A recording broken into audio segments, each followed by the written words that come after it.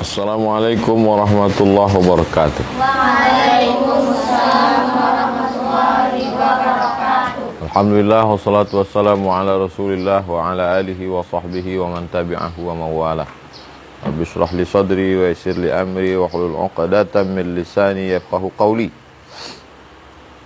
Kita sampai ke Kitabun Nikah.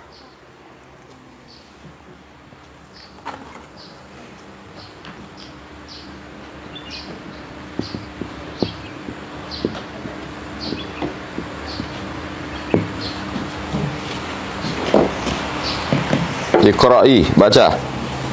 Kitab nikah atau pernikahan. Ta'rif definisi. Lingkari ta'rif definisi. Terus. Ta'rif pernikahan ialah akad yang menghalalkan pergaulan dan membatasi hak dan kewajiban serta tolong menolong antara seorang laki-laki dan seorang perempuan yang bukan mahram. Akad. Kenapa bisa halal apel di pasar orang itu masuk ke mulut kita? Karena akad. Akadnya apakah hadiah, apakah jual beli, apakah pinjam? Kenapa bisa halal anak gadis orang hanya dengan seperangkat alat sholat dan kitab suci Al-Quran? Karena akad. Hebatnya akad dalam Islam. Jangan mau kalian dekat laki-laki kalau tidak ada akad. Fangkihu, nikahilah, ma toba, yang baik-baik, lakum, bagi kamu, minan nisa, perempuan, masna, 2 orang, wasulasa, 3 orang, waruba, 4 orang. Fa in khiftum alla ta'dilu, kalau kamu takut tak adil, fawahidatan, 1 orang. An-Nisa ayat 3. Terus. Nikah adalah salah satu asas pokok hidup yang paling utama dalam pergaulan atau masyarakat yang sempurna. Pernikahan itu bukan saja merupakan satu jalan yang amat mulia untuk mengatur kehidupan rumah tangga dan keturunan, tetapi juga dapat dipandang sebagai satu jalan menuju pintu perkenalan antara suatu kaum dengan kaum lainnya. Pintu perkenalan satu kaum dengan kaum lain. Orang Jawa menjadi kenal dengan orang Minang karena ada anak orang Minang yang dinikahi orang Jawa. Orang Batak jadi kenal dengan orang Makassar karena ada orang Makassar menikah dengan orang Batak. Bukan person 2 orang, tapi satu kaum dengan kaum lain. Terus. Dan perkenalan itu akan menjadi jalan untuk menyampaikan pertolongan antara satu dengan yang lainnya. Jadi tolong menolong, jadi bersaudara jadinya. Lanjutkan. Sebenarnya pertalian nikah adalah pertalian yang setubuh-tubuhnya dalam hidup dan kehidupan manusia, bukan saja antara suami, istri, dan keturunan, melainkan antara 2 keluarga. Betapa tidak dari baiknya pergaulan antara si istri dengan suaminya, kasih mengasihi akan berpindahlah kebaikan itu kepada semua keluarga dari kedua belah pihaknya, sehingga mereka menjadi satu dalam segala urusan pertolong-tolongan sesamanya dalam menjalankan kebaikan dan mencegah segala kejahatan. Selain itu, dengan pernikahan seorang akan terpelihara dari kebinasaan hawa nafsunya. Ya ma'syaras sabab, wahai para pemuda, man istata'a, siapa yang sanggup, minkum, di antara kamu, alba'ata, menikah, falyatazawwaj, menikahlah. Fa innahu, karena nikah itu, aghaddu lil basar, menundukkan pandangan, wa ahsanu lil farj, menjaga kemaluan. Wa man lam yastati', siapa yang tak sanggup, fa alaihi bisawm, hendaklah dia puasa. Fa innahu lahu wija', puasa itu menjadi obat, menjadi penjaga terhadapnya. Tazawwajun nisa, menikahlah kamu dengan perempuan. Fa innahunna ya'tina kum bil amwal, karena akan mendatangkan harta. Laki-laki sendiri mungkin tak ada rezekinya. Ketika berdua mendatangkan harta. Ada rezeki istri, ada rezeki anak. Berapa banyak orang waktu lajang susah, sudah menikah, datang rezekinya.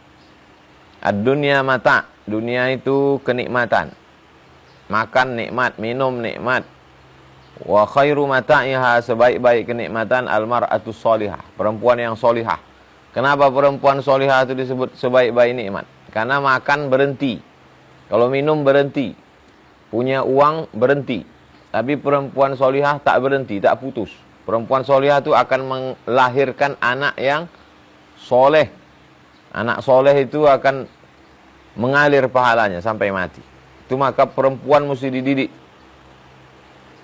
Pendidikan perempuan sangat-sangat penting. Lanjut. Dalam pada itu, faedah yang terbesar dalam pernikahan ialah untuk menjaga dan memelihara perempuan yang bersifat lemah itu dari kebinasaan.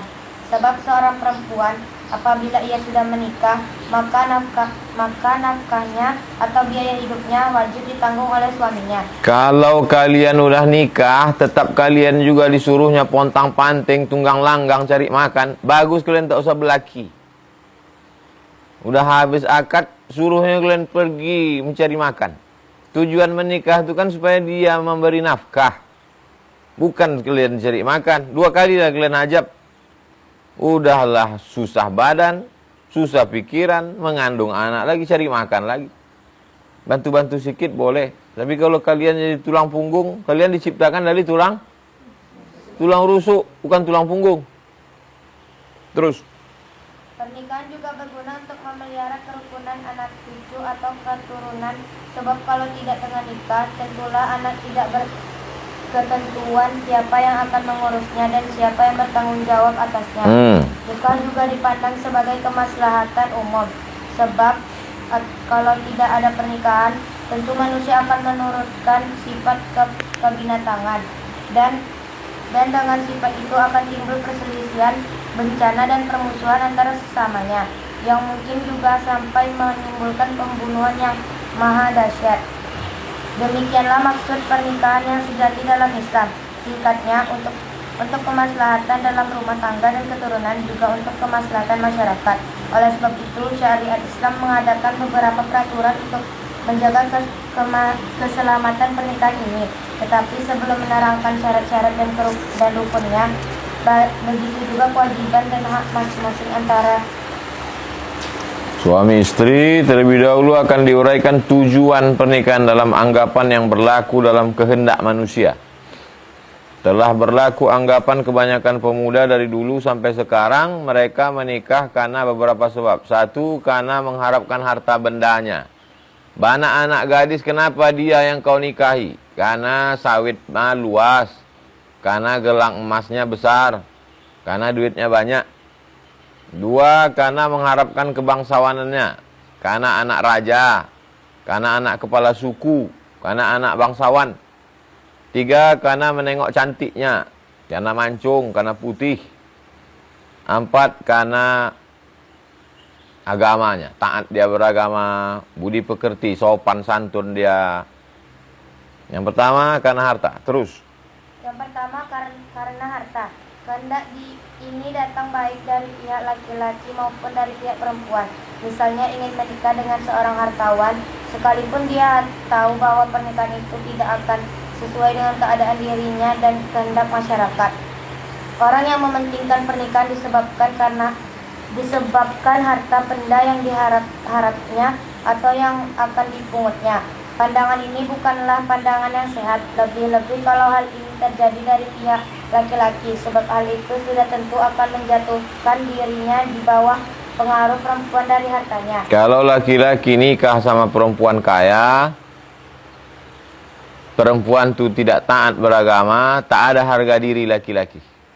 Laki-laki jadi sapi cucuk hidung. Tahu cucuk hidung? Sapi itu kalau diikat kakinya dia melompat. Diikat lehernya dia lari. Bagaimana supaya dia tak lari? Cucuk hidung. Dilobang hidung sapi itu. Tadi. Hal yang demikian adalah berlawanan dengan sunnah alam dan titah Allah menjadikan manusia. Allah menerangkan dalam Quran cara sebaik-baik aturan kehidupan. Ar-rijal, laki-laki, qawwamun, menjadi pemimpin. Alan nisa, bagi perempuan. Abang nanti pel lantai, cebokkan anak, aku mau arisan, kata dia. Hilanglah harga diri laki-laki.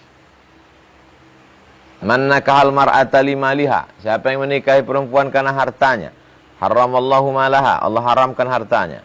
Wa jamalaha, tak dapat cantiknya. Siapa yang menikahi perempuan karena hartanya, hartanya tak dapat, cantiknya pun tak dapat. Kenapa? Sakit hati, sombong dia, angkuh dia. Wa man nakaha lidiniha, siapa yang menikahi perempuan karena agamanya, razaqahullahu malaha wa jamalaha. Dapat hartanya, dapat cantiknya. Man tazawwaja mar'atan limaliha, siapa yang menikahi perempuan karena hartanya, lam yazidhu illa faqra, dia makin susah. Man tazawwaja imra'atan li'izziha, siapa yang menikahi perempuan karena kebangsawanannya, karena anak kepala suku, karena anak raja, karena darah biru, lam yazidhu illa dhilla, maka dia akan dihinakan. Tak ada harga dirinya. Yang ketiga, karena kecantikannya. Menikah karena hal ini sedikit lebih baik dibandingkan dengan karena harta dan kebangsawanan.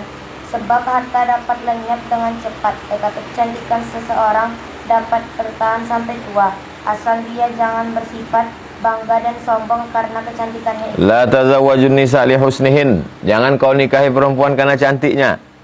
Fa'asa husnuhunna ayyardiyahunna, boleh jadi cantiknya itu membawa kerusakan. Wala tazawwajuhunna li amwalihinna, jangan nikahi perempuan karena hartanya. Asa amwaluhunna an tatriyahunna, boleh jadi hartanya itu membuat dia melampau batas. Walakin tazawwajuhunna 'ala din, nikahilah dia karena agamanya, karena taat dia, karena baik dia, karena solihah. Wala amatun sauda, budak hamba sahaya yang kulitnya hitam, zatu dinin, yang taat beragama, afdal, lebih baik. Menjadi ukuran untuk pergaulan yang akan kekal serta dapat menjadi kerukunan. Keempat, karena agama dan budi pekerti, inilah yang patut dan baik menjadi ukuran untuk pergaulan yang akan kekal, serta dapat menjadi dasar kerukunan dan kemaslahatan rumah tangga serta keluarga. Fasalihatu, perempuan yang solihah. Qanitatun, taat kepada Allah. Hafizatun, menjaga dirinya. Lil ghaib, waktu suaminya tak ada. Ghaib, suaminya ghaib. Suaminya tak ada, dia di rumah, dijaganya diri, harta anaknya. Bima hafizallah, sesuai dengan pemeliharaan Allah. Man nakaha lidiniha, siapa yang menikah karena agama, razaqahullahu malaha, Allah kasih harta. Dinikahinya perempuan itu karena baik, karena solihah, karena taat pada Allah, walaupun tak kaya, harta menyusul. Khairun nisa, sebaik-baik perempuan, imra'atun, perempuan, in nazarta ilaiha sarratka, sebaik-baik perempuan kalau kau tengok dia senang hatimu. Wa in amartaha ata'atka, kalau kau suruh taat dia. Wa in ghibta anha, kalau kau pergi, hafizatka, dijaganya fi malika, hartamu. Wa nafsiha, dirinya, dijaganya hartamu. Kalau kau pergi keluar kota, dijaganya hartamu. Jangan sampai kau balik kulkas hilang. Kemana mesin cuci? Habis, sudah dilelang untuk nyabu. Mabuk, sakau. Wa nafsiha, dijaganya dirinya. Jangan sampai dia selingkuh, dirinya tak dijaganya. Jadi jelaslah bahwa hendaknya agama dan budi pekerti itulah yang menjadi pokok yang utama untuk pemilihan dalam pernikahan. Dari keterangan-keterangan di atas, hendaklah wali-wali anak jangan sembarang menjodohkan anaknya. Sebab kalau tidak kebetulan di jalan yang benar, sudah tentu dia seolah-olah menghukum atau merusak akhlak dan jiwa anaknya yang tidak bersalah itu. Pertimbangkanlah lebih dahulu dengan sedalam-dalamnya antara manfaat dan mudaratnya yang bakal terjadi di hari kemudian sebelum mempertalikan suatu pernikahan. Pikirkan baik-baik. Wali-wali anak, wali-wali anak perempuan maksudnya. Wali kalian ada 6. Ayah, atuk, abang, adik, abang ayah, adik ayah. Wahai wali yang 6, kalian pertimbangkan laki-laki yang menikahi anak perempuan kalian, cucu perempuan kalian, kakak perempuan kalian, adik perempuan kalian. Jangan sampai dinikahi orang mabuk, susah hidupnya. Sifat-sifat perempuan yang baik. Sifat-sifat perempuan yang baik. Sebaiknya menjadi perhatian bahwa tidak semua orang dapat mengatur rumah tangga dan tidak semua orang dapat diserahi kepercayaan mutlak. Sebagai teman karib yang akan saling membela untuk selama-lamanya, maka sebelum kita mengutarakan maksud yang terkandung di hati, sebaiknya lah diselidiki dulu. Akan tetapi akan terdapat persesuaian paham atau tidakkah kelak setelah bergaul. Sesuai atau tidak? Sepaham atau tidak? Nabi memberi petunjuk tentang sifat-sifat perempuan yang baik. Satu, yang beragama dan menjalankannya. Taat menjalankan agama Islam. Macam mana dia mau taat kalau dia tak tahu agama? Tak pernah dia belajar agama. Belajar agama cuman SD, SMP, SMA, pelajaran agama Islam. Dua, keturunan orang subur. Dari mana kita, subur maksudnya banyak anaknya. Dari mana kita tahu dia subur? Tengok emaknya berapa anaknya. Kau adik-beradik berapa orang? 12 katanya. Nah, subur. Siapa yang adik-beradik 12? 10? 7? 5? 4? 3? 2? 1? Saya berdua aja dengan adik saya. Terus 3 yang masih perawan. masih gadis. Innal marata, perempuan dinikahi karena agamanya, karena hartanya, karena cantiknya. Begitulah biasanya orang mencari perempuan. Agama, harta, cantik. Kata Nabi, tengoklah yang agamanya. Karena kalau kau nikahi karena hartanya, hartanya habis. Kalau karena cantiknya, mukanya berubah. Paling lama orang cantik 10 tahun. Habis itu peot. Top, tua, ompong, peot. Yang tidak hilang itu agamanya. Terus. An Ma'qil bin Yasar, datang seorang laki-laki kepada Nabi. Inni asabtu mura'atan, aku menikahi perempuan zata hasabin, punya nasab yang bagus, wa jamalin, cantik, wa anna la talidu, tapi dia tak punya anak, tak melahirkan anak. Fa atazawwajuha, aku nikahi. La summa atahu tsaniyah, la, kata Nabi jangan. Atahu tsaniyah, datang lagi. Ya Allah, Rasulullah, ada perempuan ini bangsawan cantik tapi dia tak punya anak, kata Nabi. Tazawwajul wadud, nikahilah perempuan yang wadud, yang penyayang. Walud, subur.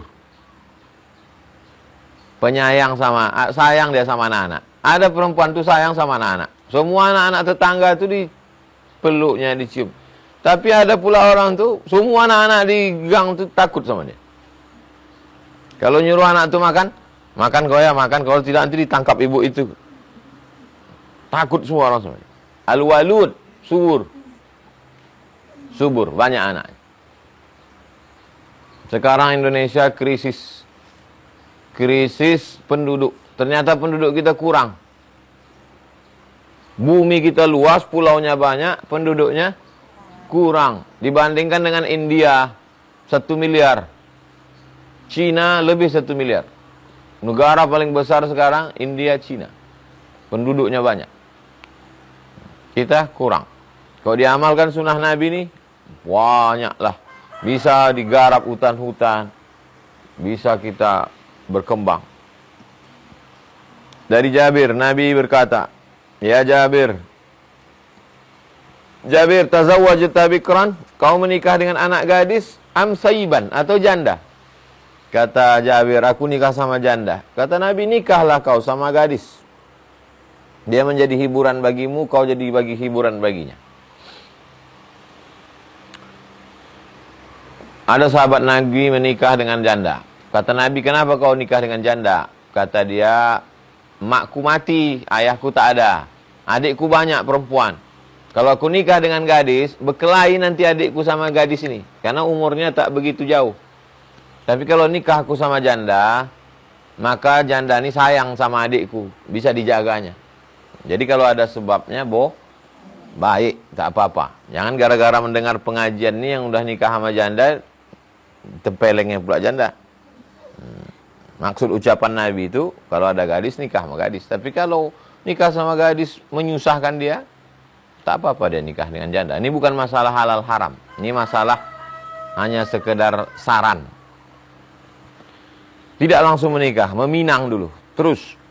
Meminang artinya menyatakan permintaan untuk menikah dari seseorang laki kepada seorang perempuan atau sebaliknya. Kenapa meminang? Kalau memakan asal katanya apa? Makan. Meminumkan? Minum. Memukul? Pukul. Meminang? Pinang. Meminang bukan minang. Meminang itu asal katanya pinang. Tahu buah pinang? Kenapa orang yang ingin mendekati perempuan itu disebut meminang? Karena laki-laki itu membawa tepak. Tahu tepak? Tahu kalian tepak? Tepak sirih tempat pinang, gambir, kapur, kacip. Tepak namanya, orang Melayu. Maka dia dibawa. Kalau ada orang pejabat dari Jakarta datang ke Riau, disambut dengan tari persembahan, datanglah anak membawa tepak sirih. Nah, tepak namanya itu. Isi tepak itu ada pinang. Itu maka disebut meminang. Datanglah keluarga laki-laki itu ke rumah membawa. Meminang artinya menyatakan permintaan untuk menikah dari seorang laki-laki kepada seorang perempuan, atau sebaliknya dengan perantaraan seorang yang dipercaya.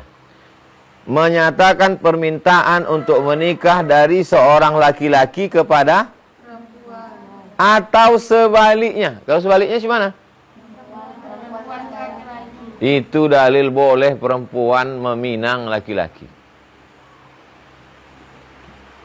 Siapa perempuan yang meminang laki-laki? Khadijah. Setiap dibawa barang dagangan laku terus. Siapa yang membawa barang dagangan ini? Nabi Muhammad SAW. Dipinangnya. Tapi tidak dia langsung. Jangan kalian langsung meng-SMS laki-laki. Mau kau nikah sama? Hancur harga diri kalian. Iya kalau dia mau. Kau tak mau? Mau ditaruh kemana muka kalian? Mau ditempel ke pokok metoa? Melalui perantaraan orang. Dengan cara perantaraan seseorang yang dipercayai. Bukan yang mulutnya ember. Bukan yang diceritakannya ke sana kemari. Itu kemarin si Anu itu mau sama saya, tapi ditolaknya. Aku pun kasihan, habislah. Jadi infotainment dia. Nah, minang dengan cara tersebut diperbolehkan dalam agama Islam terhadap gadis atau janda yang telah habis iddahnya. Janda yang diceraikan atau mati lakinya sudah habis iddahnya. Kalau meninggal lakinya 4 bulan 10 hari. Pas 4 bulan hari ke-11, pinanglah dia. Kecuali perempuan yang masih dalam iddah bain, sebaiknya dengan jalan sindiran saja. Terus nanti ada dibahas tentang iddah bain. La junaha alaikum. Boleh fima arradtum bihi, kamu meminang perempuan arradtum dengan cara sindiran, kiasan. Oh, sepinya hidup. Nah, di kiasan, bukan langsung mau kau nikah sama aku, bukan gitu. Pakai kiasan-kiasan. Terus Adapun terhadap perempuan yang masih dalam iddah raj'iyah, maka haram perempuan dicerai suaminya talak 1. Dalam masa talak 1 itu dia ada waktu 3 bulan untuk menunggu. Rujuk atau tak rujuk. Maka tak boleh laki-laki meminang dia. Karena masih ada kemungkinan dia akan kembali ke suaminya. Apa pula kembali ke kampung? Namanya talak raj'i. Dari kata raja'a. Raja'a, yarji'u, rujuk, pulang. Maka haram meminangnya. Karena perempuan yang masih dalam iddah raji'ah secara hukum masih berstatus sebagai istri bagi laki-laki yang menceraikannya. Dan dia boleh kembali kepadanya.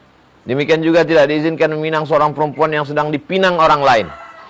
Assalamualaikum Pak Haji. Waalaikumsalam. Kabarnya anak Pak Haji sudah dipinang si Anu dari kampung sebelah. Iya. Berapa dijanjikannya mahar? 100 juta. Ku bayar 200. Boleh apa tak boleh?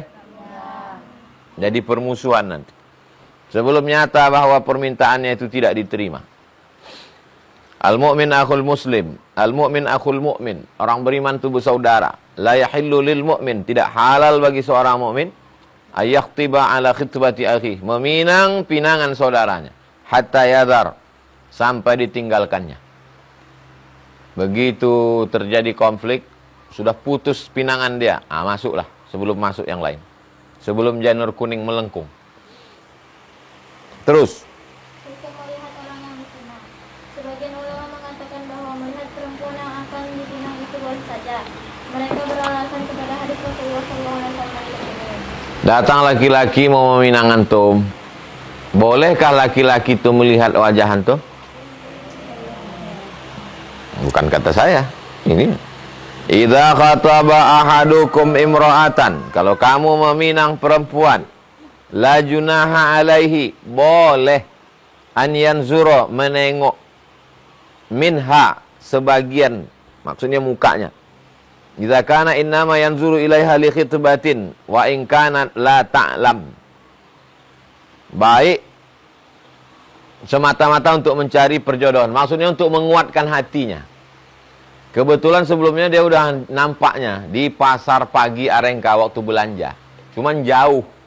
Waktu jauh tuh jarak-jarak 500 meter nampaknya cantik. Dia mau meyakinkan, tengoknya dari dekat. Tak jadilah, kata dia. Baik diketahui oleh perempuan itu ataupun tidak. Sebaiknya perempuan itu tak tahu bahwa dia mau ditengok. Karena kalau tahu, nanti dipakainya bedak 2 inci. Yang kedua, kalau tak jadi, perempuan itu malu. Maka sebaiknya tak tahu. Jadi kalau saya punya anak perempuan, anak saya laki-laki atau perempuan? Jadi kalian ini bukan anak saya? Jadi kalian laki-laki. Ustadz Abdul Somad, ya, saya mau meminang salah seorang anak Ustadz Abdul Somad di tahfiz itu. Oh, datanglah kau besok habis zuhur. Kenapa disuruh datang dia habis zuhur? Supaya dia udah makan duluan. Terang biji matanya. Nah, waktu dia datang tuh, saya suruhlah kalian membawa air putih. Bawa teh manis. Udah duduk dari dalam, saya suruh kalian. Kalian tak tahu. Datanglah kalian bawa, masuk dalam. Nah, habis itu dia pun tengoknya lah kalian. Nah, setelah kalian pergi, baru dah dibisikkannya ke sana. Tak jadi. Gitu.